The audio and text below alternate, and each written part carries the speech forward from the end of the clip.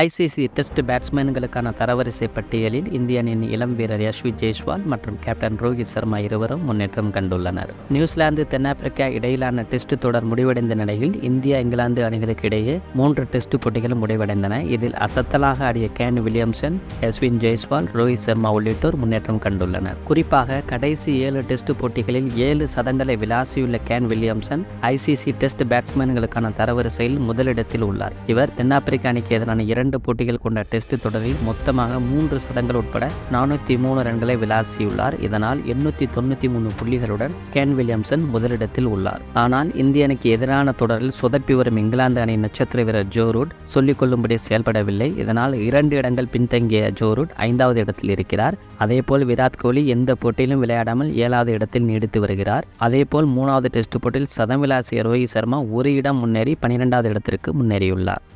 அதேபோல் இந்திய அணியின் இளம் வீரர் யஷ்வி ஜெய்ஸ்வால் தொடர்ச்சியாக 2 இரட்டை சதங்கள் விளாசி 29வது இடத்தில் இருந்து 14 இடங்கள் முன்னேறி 15வது இடத்தில் இருக்கிறார். விரைவில் இவர் டாப் 10 பட்டியலுக்குள் வருவார் என்று எதிர்பார்க்கப்படுகிறது.